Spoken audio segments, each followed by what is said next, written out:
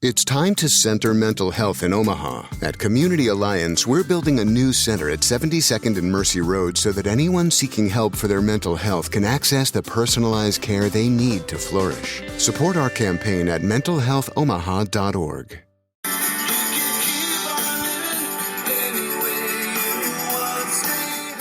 How's it going? Going great. Going great. Yeah, where have you been hunkering down? I'm sorry? Where have you been hunkering down all this time, guys? I've been hunkering down at home in Manchester, Connecticut. Very cool. And that's where you grew up? Close by. I grew up in rural Connecticut in Andover, which is nearby, just kind of on the outskirts of the greater Hartford area. So it's really, so you were there basically your whole life and went off and pretty much stayed with, your dad was in the band Silverado? Yeah, that's right. After I graduated high school, I'd moved out and kind of, bounced around a little bit. But, my father, we were both in the greater Hartford area, and I did some playing with him actually years ago. And Silverado was a big band in the 70s. What songs would we know about from that band? Sure. Yeah. The 70s and 80s, they had 3 records, 2 with RCA and 1 with Sony. And their song Hide Your Love was a regional hit. And then they had another song called Ready for Love. And their first single that came in the early to mid 70s, a song called Fly Away.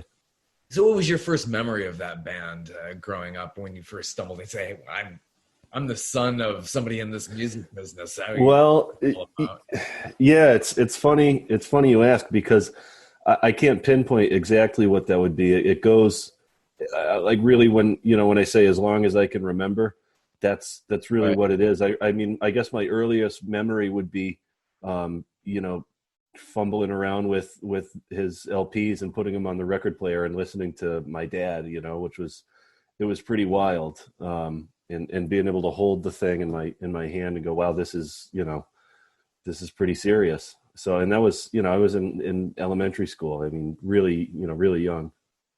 So just growing up there, you knew about music and all of that, and it was really your dad who helped you to stumble into this. What was the first instrument that you looked at and said, wow, I really want to learn how to play that?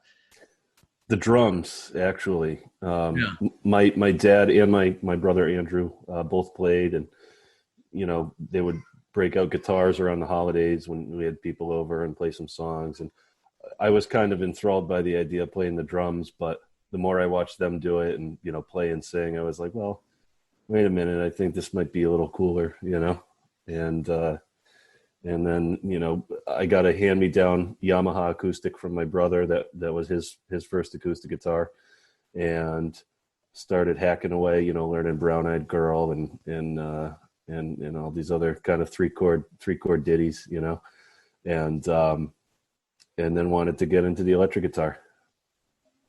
What schools did you go to in Connecticut up there? Just regular public school, private school? Yeah, well, yeah, public school. I went to Ram High School in Hebron, and I also simultaneously attended the Greater Hartford Academy of the Arts and studied creative writing. Yeah, what kind of bands did you start forming bands when you were in school growing up? Oh yeah, definitely. My first band, I think I formed in junior high school, and it was like 7th or 8th grade, and it was a 2-piece band. It was me and a drummer, and the name of the band was Shackleton. Where did that come from? We went on a field trip to the Natural History Museum, I think it is, in Boston, and we saw an IMAX movie on Ernest Shackleton, this explorer that I think he was one of the first guys to explore, the Arctic Circle or something like that. And we thought, oh, cool, man, Shackleton, that's bitching. Yeah. Kind of. Now, did you start writing original material at that age, or that was much later on? You were just doing covers at that point? No, that's right around when I started. Like, really simple, kind of, just little songs. And I mean, that's something my dad really instilled in me early on was, you got to write music. You have to write songs. If you want to get anywhere, you have to write and be an artist. So I started writing pretty early, like around 13 or so. It's a good early lesson. If you want to make a name for yourself, you really, really want to have that longevity. Yeah, write your own material, not just do the covers. The covers will give you the money at first. Yeah. To make a name for yourself, to really forge ahead. Yeah, that's true. So after your first band, did you have any other bands before getting out of school? Yeah. So there was Shackleton, and then I had a band kind of throughout high school and after called Hit and Run, and it was we played more not like metal per se, but hard rock. We were into like Rush and Guns N' Roses and stuff like that, and we would do kind of the bar scene. And after doing that for a few years and kind of realizing, nobody really wanted to hear it. We were amusing ourselves more than anything. They wanted to hear like top 40 and stuff like that. It just kind of went by the wayside. And then different incarnations of bands over the years. There was trios, and then 4-piece and 5-piece band, and it's just I landed. It took a while to kind of land where I am. So yeah, definitely over the years and throughout the early and mid 2000s, a lot of different versions of bands. When did it become really serious? Like, this is my career. I'm not doing this whole college thing, and I'm all in. What point did that dawn on you? Geez, probably in my mid 20s. I mean, I always knew that I wanted to pursue music. I just really wasn't sure how, and I was trying to figure out some way to do it, And then I got hooked up with a producer, Jimmy Braylauer, in New York City when I was 25, and he kind of helped me go from here to here in terms of, he came up to my little studio and we sat and listened to my catalog, and he said, I probably played him a dozen songs, and he said, okay, these 3, I think, we should do something with or work on, in those terms, something like that. And I went to school with him. I really kind of learned about format writing and recording, and I mean, I shouldn't say writing. I kind of learned that from my dad, but just, how to make everything kind of fit into a box that's accessible, that 3-minute and 30-second box, that it sounds cliche, but that's how people digest music. It's tough to be able to take something, some sentiment and something that is meaningful to you and fit it into that space. Yeah, it's kind of like poetry. It's like, how do you word economize and say so much with so little? Yeah. Genius. I agree. Completely. So did you go on stage with your dad at a certain point? You joined him and helped out kind of with family business? No, it's very much like that. So pretty early on, actually, I think it was 18 or 19 when I started playing in his band Silverado. He had been invited to do a reunion of sorts for a fundraiser that an annual fundraiser that we have up here called the Ray Beller Scholarship Fund in Manchester. And 2 of the guys that played on his 3rd record, Mike Hayden and Jeff Keithline, said, hey, Carl, we should get together and play a couple of songs, because they would always have kind of one headliner for this event. And his partner, Buzz, both his songwriting partner and musical director, kind of the relationship was, my dad was the lead singer and wrote the lyrics, and Buzz was the lead guitar player and sang harmonies and wrote some of the melodies. So, or the music. He relocated to the West Coast and, got involved with a pretty serious corporate job in the audio industry, and wasn't available to play. So my dad asked if I wanted to do it, and it was you got to learn all the parts to the records, and it's not noodling around, and it's you got to put the time in, and that was the start of it. And we played for probably a good 10 years doing the Silverado show. That's good training. Yeah, it certainly was. And some of the venues we got to do, were really, really impressive and like nothing I had any experience with before, Do you still feel most comfortable performing in the region? Have you expanded out beyond the Northeast, going down maybe towards like down Baltimore and going all the way down to Florida? Have you expanded beyond that range? Yes. Yeah. So I've played as far south as Florida. Southwest Florida is the furthest I've traveled for a few dates.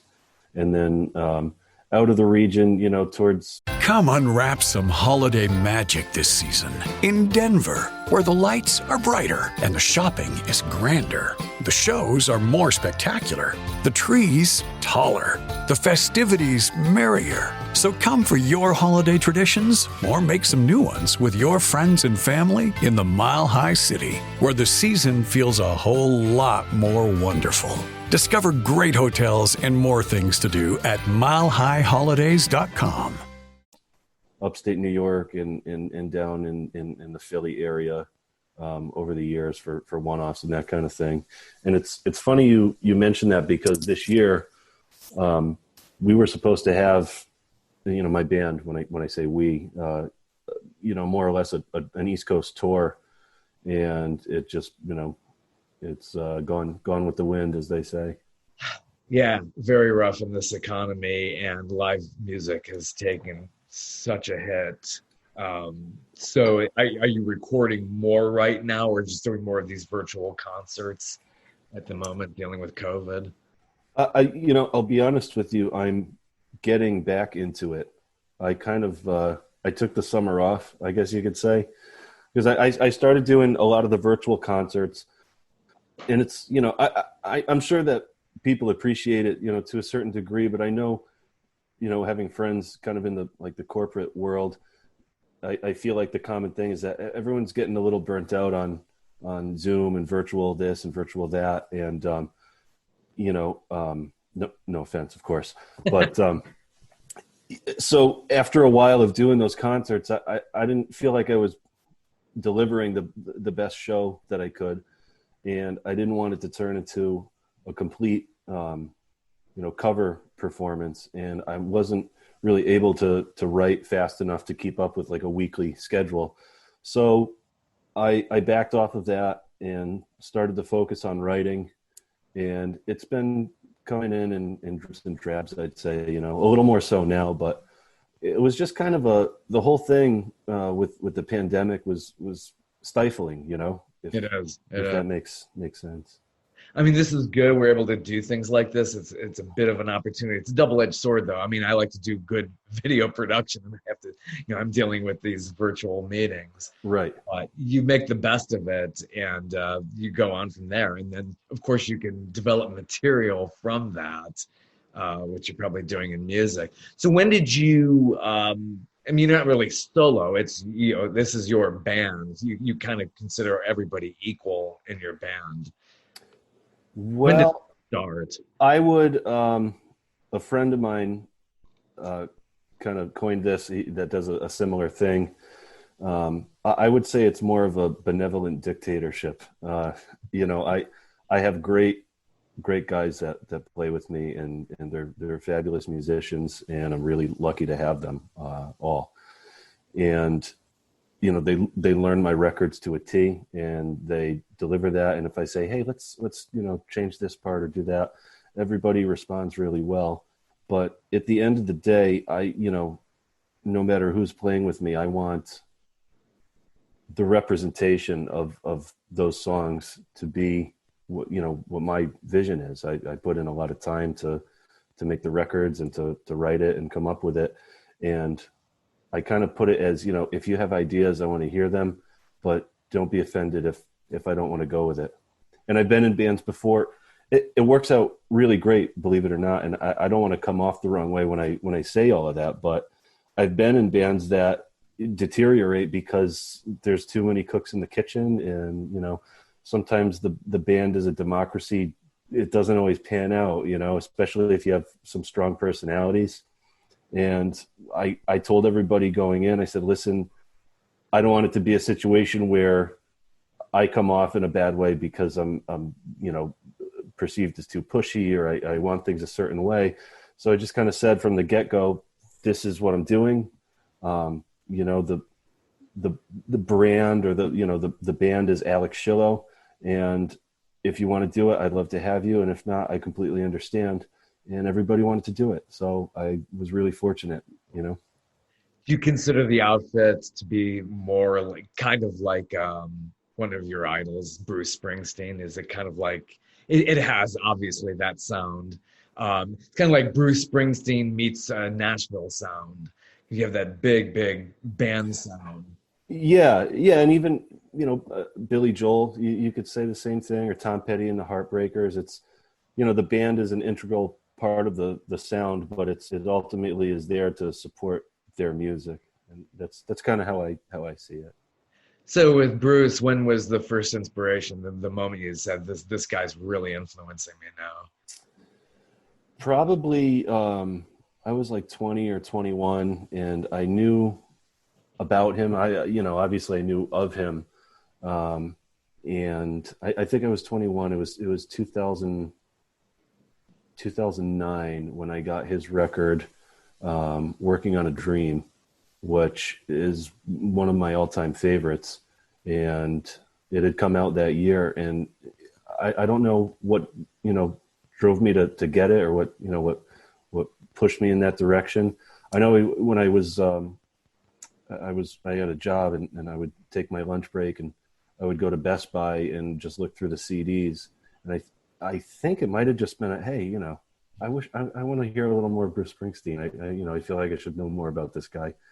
And that was it. It was like August of 2009. I put that CD in my CD player in my car, and nothing was the same since then.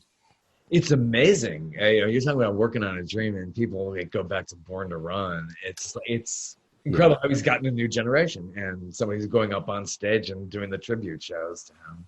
Yeah. It's it speaks volumes to the the commonality. The universal language of his music, obviously, but any music, anything that can connect with somebody on that level, where you're talking about generations of people that love this one guy, for what he does and how he does it. And there's somebody who just records anthems as well as a lot of deep songs in the catalog. Yeah. But I'm sure with Billy Joel being from that part of the world, I'm sure it's almost like religion up that way, especially in New York, New Jersey area, and up to Connecticut where you are. Mm-hmm. So what an incredible catalog that one is. Do you do a lot of covers of Billy Joel? No. I've noticed that. I'm looking through on YouTube, and it's a lot of Bruce. So there's kind of two, it's almost like two bands, or two shows, I guess you could say.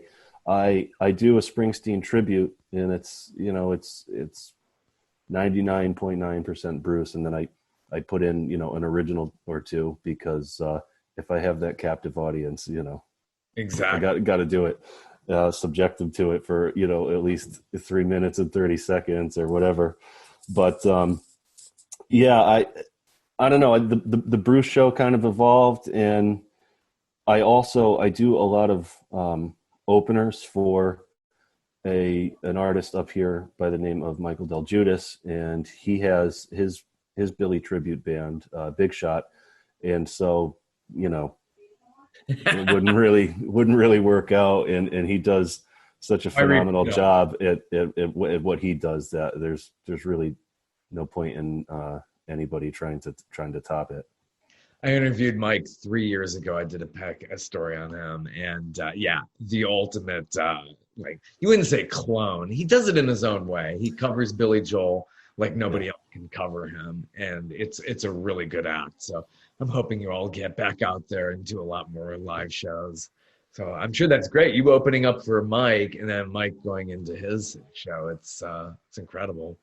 It is. It's a lot of fun. We have a good time, and really, actually, all the openers I do for him, that's an original show, and I've got to hand it to him, and I'm thankful that he allows me to do it and has me do it, because some of the venues he's playing are they're great. They're high capacity and really it's a theater show. It's not we're not doing bars and clubs and that kind of thing. And so the people are really, paying attention to the music, and that's, it's a relief. And the acoustics are a tad better in the theater than they are at the bars. Just a little bit, yeah, just a little bit. Yeah. So just like Mike, you do a lot of original music. How many albums do you have, and what is your latest to let the audience know? Sure. So I have a 3-song EP out called Had It All, and that was my first single. I thought I had it all. And I have been working pretty consistently over the past 2 years on a full-length record that is called Lay It on the Line. That's been, the 2020 thing is that record was supposed to come out this year. Everything is done. It's mastered. It's in the can. It's ready to go. And between not having shows to fund the release of the record and not having anyone to really bring it to and promote it, in the traditional sense, in the live sense, it's kind of on hold for now. It has been for the past few months. So I guess the short point of my long story is that it's called Lay It on the Line. It will hopefully be coming out within the next couple of months. I was talking to my manager, Tom, and we'd like to move forward with doing photos and getting the album art together and kind of being prepared to. There's a little bit of magic in photographs. With a click of a button, we can capture a moment in time and keep it forever. At Rockbrook Camera, let their creative team help you transform these precious memories into unique holiday gifts to last a lifetime. Most people know Rockbrook Camera for their large selection of camera gear and expert photo advice, but they're also the area's best high-quality photo lab. Choose from a variety of gifts to personalize, such as their popular photo ornaments, high-quality canvas wraps, and photo mugs. With so many gift options ready to be personalized, it's easy to share a story, a moment, or a memory that's made to delight friends, family, or even yourself. Send joy through the mailbox with Rockbrook Camera's thoughtfully designed photo greeting cards, ready to pick up in 48 hours or less. Start creating today with help from Rockbrook Camera's friendly staff in-store or online in the convenience of your home. Visit Rockbrook Camera today, 1 block south of 168th and West Center in Omaha, 70th and Pioneers in Lincoln, or online at rockbrookcamera.com. Order your holiday meal packs today at Hy-Vee and leave the cooking to us. Order traditional meals, small crowd meals, or a la carte meals. You can even customize your holiday meal by choosing from a variety of meats, sides, pies, and more. There's something for everyone with the Hy-Vee holiday meal packs. Order in-store or online at hi-v.com. Happy holidays from Hy-Vee. To release it at this point. That's great to hear about that. You have an album called Friday Night. Yeah, that's another single. So yeah, that's in the Had It All EP and Friday Night. Those are all available on any of the regular streaming platforms or wherever you get your music. True. And another great song, You Only Love Me When You're Drinking. What's the story behind that? What isn't the story behind that? That's we all have this. Yeah.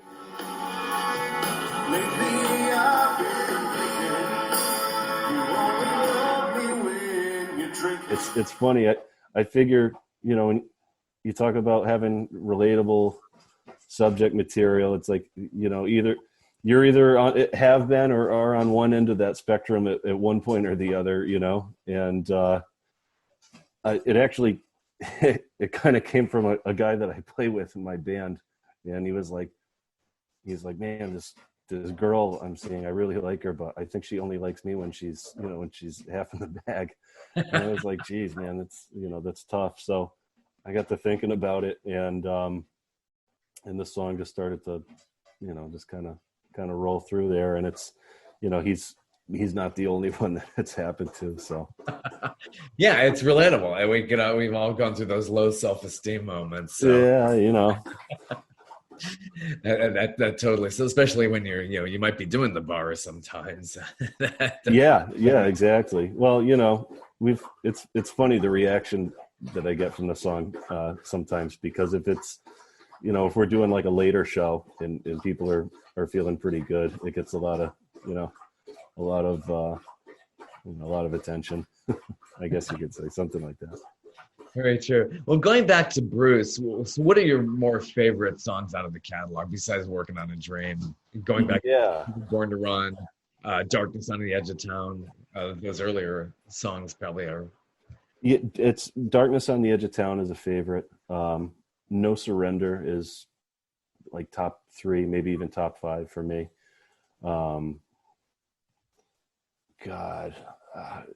Jungle Land is an amazing song. I think one of the earliest Bruce records I really fell in love with was The Promised Land. That one, it's kind of an anthem, but it's rootsy, Yeah. I love the harmonica riff. The whole thing just kind of sucks you in right away. So those are some favorites. And then the newer stuff, the song Wrecking Ball is pretty fantastic. And then he has a song called Queen of the Supermarket that's working with him. And I love that song. It's just like, it doesn't have to be this profound statement, you can make it something that that you're interested in listening to without it having to be this big grand kind of idea, which is what impresses me about it, I guess. And you seem to have, has any of the Nashville scene, that seems to be somewhat of an influence in your singing style. Did that have an effect on your performance? It seems like it's a big part of it. Yeah, I would say it's kind of it's a fluctuating part of it, in the sense that I wasn't really sure when I started writing a lot of these songs where I was gonna fit in, and it just seemed natural that a lot of it would be at home, in that scene, in that Nashville kind of presentation. So I don't really, I try to be true to myself and my roots. Like I don't. If I could give you kind of a quick story about a band, there's a record by a band called Lit from a few years ago called A Place in the Sun, and it's kind of like a pop punk sort of record, and it's really great. It's really got a lot of clever guitar parts, and it's cool. And I listened to it recently and thought, wow, this is fantastic. And then I put on, I was kind of like, I wonder what they've been up to lately. And I put on a record from 2017, and out of nowhere, the guy has this really twangy kind of accent, this like super, twangy inflection. And it seemed kind of pretty phoned in, and that's exactly what I want to avoid. I want to be as genuine as I can. So, I don't really like change the way that I sing or, add in banjos or fiddles or anything like that. But, the way that the songs present themselves and kind of just having a gritty guitar sound and drums and bass and, that I think that kind of lends itself to the Nashville sound, if that makes sense. Yeah, it does. I think Billy Joel always pulled it off because his records were so different from one to the other, and he had those different influences. He wasn't trying to be exactly Frankie Valli, but he made it his own. And I think very few artists really can do that. He never sounded like he was phoning it in. So few artists can really do that. You can be influenced, but you want to be genuine as well. So that's it's a great inspiration. A guy, that same producer I worked with, Jimmy, kind of told me a while ago. He said, if you have writer's block, you can always try to, he said, just pick a song, pick a Beatles song, and put it on and listen to it. And he said,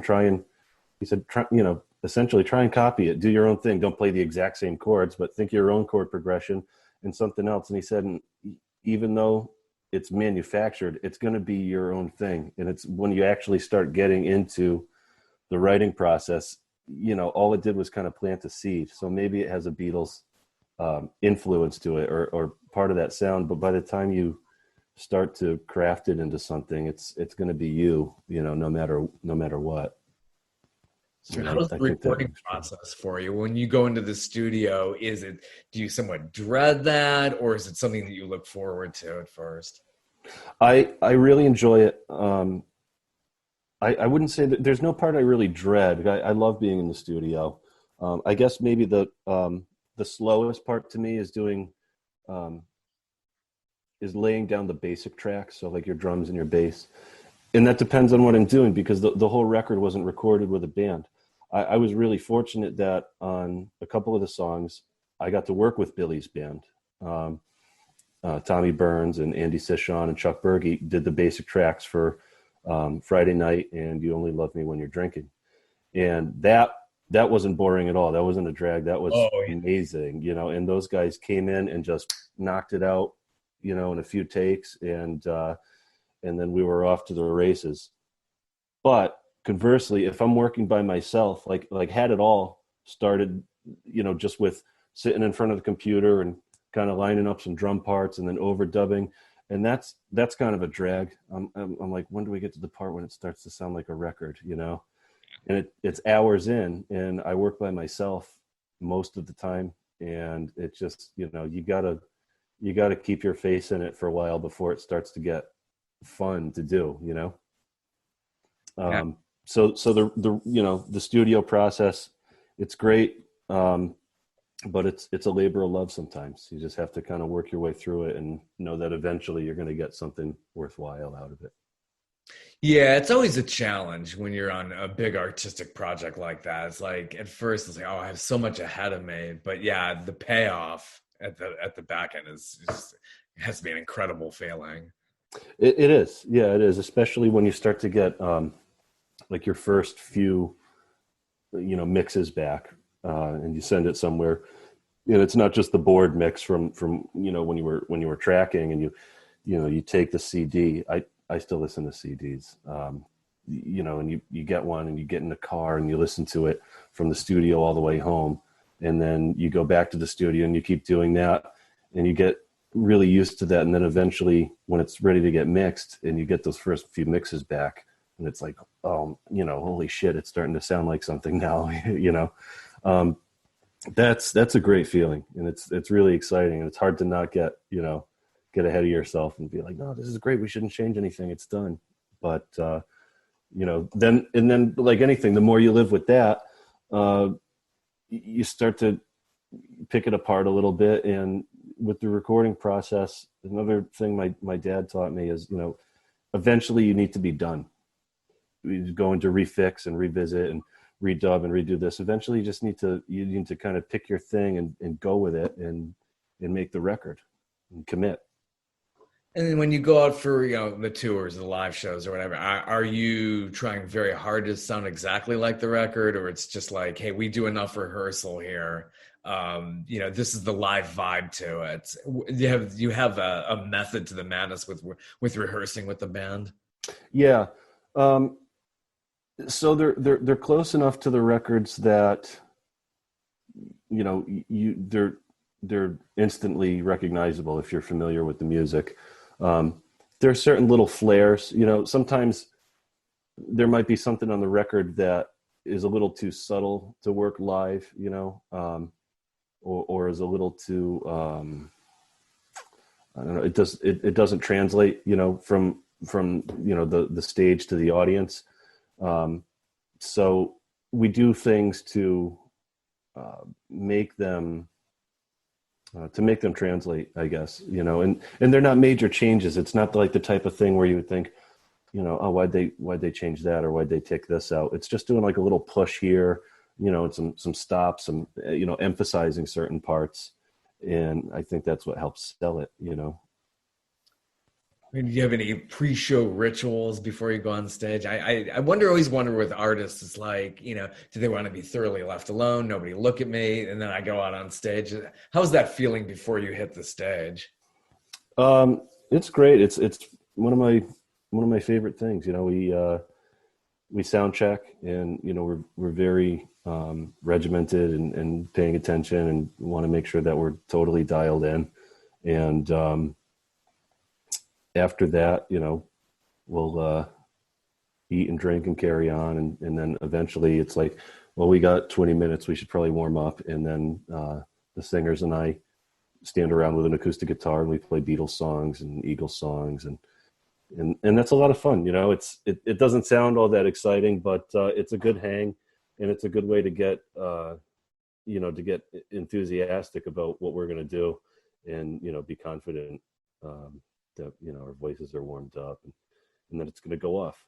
But nothing out of the norm. I guess it's just kind of it's a routine. It's kind of the same thing every time, but it's just as much fun. How did you put your current band together? It just through people you knew, people who introduced you, through producers? Yeah, it's funny. It's both of those things. So my drummer and my rhythm guitar player, he actually new guitar player, but both of those guys I've known since high school, and we've kind of played on and off, in different projects. So this band kind of started, the genesis was the Springsteen tribute, and I went to a friend of mine that plays trombone in a very successful Chicago tribute band called Beginnings. And, I said, I want to put this Bruce thing together. Can you help me find some musicians? I have some guys, but I need a horn player, and I need a keyboard player. And that's what started it. I found my drummer originally started playing bass, and he had to get moved around, and he knew how to play. So I said, okay, can we move you to drums? So Zach Peterson, he plays the drums. My bass player, Mike, we've been playing on and off for, the better part of 10 years, and he was interested. So he came in. And then my buddy Dan from Beginnings helped me find Rodney, my sax player. And that was a really big deal. He's quite the accomplished musician, and he's played with, Gloria Gaynor and the Temptations and all these different bands. But my keyboardist, we met, actually, I replaced him in a hip hop band years ago. He played keys in a hip hop band, and he left, and I filled his shoes, and that thing fizzled out. And when I needed somebody to play keys, I called him, and, he was interested. And my guitar player, my rhythm guitar player, he's another guy I've known since high school. We've played in different bands, and we used to record in my basement in my dad's project studio back when we were 15 and 16. And he actually just got off the road. He was in Nashville for a while playing with Crystal Bowersox, and he toured with another band called Continental, all over the world. And, kind of found his roots in Rhode Island, and, just one thing kind of led to the next, and he wanted to play, and it's the right fit.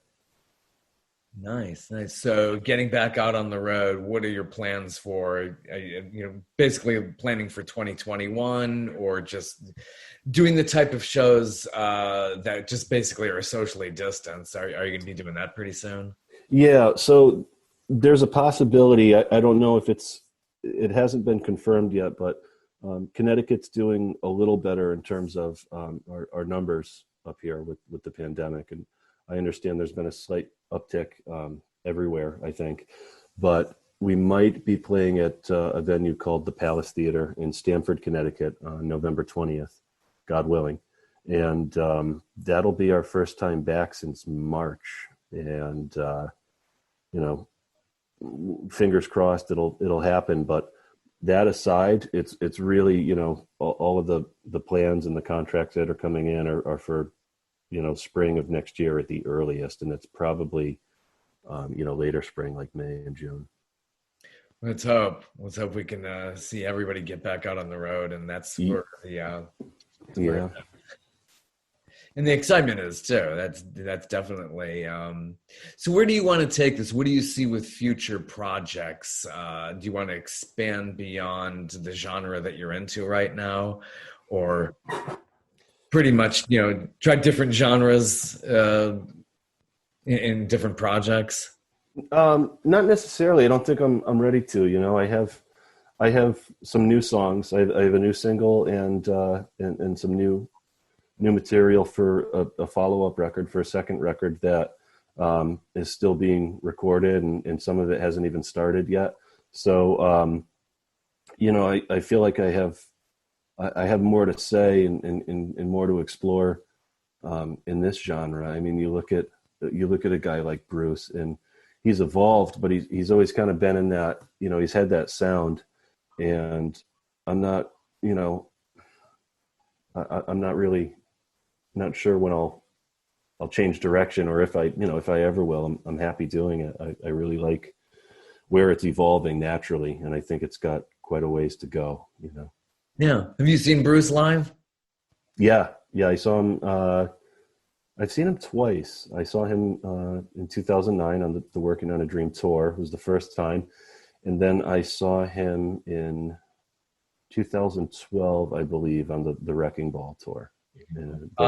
Which was the tour with Tom Morello was part of that? Well, that was probably a little after that. Yeah, I think Tom Morello played when it was the it was an anniversary of The River, and he'd performed all of The River in its entirety, and I believe that is when Tom Morello was playing with him. Yeah, that must have been really unique to carve out the whole album and do it sequentially live like that. Yeah, I would have loved to have seen that. It just didn't pan out at the time. But and then, his concerts are such a marathon. He did The River, and then he would play, the other big hits at the tail end of it. And, it was his typical 3.5 hour thing. It's something to behold if you haven't seen him. 35 years ago, I'm dating myself now, on the Born in the USA tour. Awesome. Saw him in a stadium. I think I was there for 4 hours. Yeah. And saw him again in 92 when he wasn't with the E Street Band. He was with Crystal Taliaferro, who I got to see backstage at the Billy Joel shows. And then saw him again in 08 after, he was very somber how he started out the shows, because he lost Danny Federici at that point.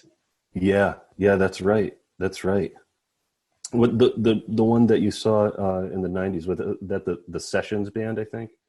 Yeah. Crystal joined him. She was basically a real integral part of the show, did sax on Born to Run. Oh, cool. It was good. A lot of people would say that's not the high point of his career, but he ventured off and did his own thing, and it was good live. It really was. I'm sure. Bill did some of the Born in the USA, and remember he did Cover Me on that tour. I mean, did a really, really good job. But I'm excited about what he's doing now. He's still creating, and hopefully you could have a nice long career like that. Fingers crossed. Yeah, that's for sure. Absolutely. Well, it has been a pleasure, and if you just want to once again promote your new single that's out there, and definitely be out there playing live again too. Yeah, absolutely. You Only Love Me When You're Drinking. It's all out there now for actually, no, I'm sorry, that one is not out. Friday Night is out. Friday Night is the single that is currently out right now. I can't even keep the stuff straight, Friday Night is out and available for download, and hopefully we'll be playing at the Palace in Stamford, Connecticut on November 20th. It's on the label Tom Robb Music. Obviously, it comes from some people that you know. Yeah. My manager Tom and his family, his brother Robbie. Yeah. Very good. Yeah, I've seen and the videos are on YouTube. You got your own YouTube channel, and you see that video there. You'll only love me when you're drinking. And Oh, sure. Yep. had it all. So you're getting out there. That's good. You're getting the videos out there. Maybe some TikToks in the future. Yeah. We'll see. Very good. Well, pleasure to see you this evening, and we'll talk with you soon. Yes, thank you so much for having me on and for your time, and hope to be talking about some new music again real soon. Well, have a good one. Take care. Take care. The holidays start here at Baker's with a variety of options to celebrate traditions old and new. Whether you're making a traditional roasted turkey or spicy turkey tacos, your go-to shrimp cocktail, or your first Cajun risotto, Baker's has all the freshest ingredients to embrace your traditions. Baker's, fresh for everyone. We've locked in low prices to help you save big store-wide. Look for the locked in low prices tags and enjoy extra savings throughout the store. Baker's, fresh for everyone.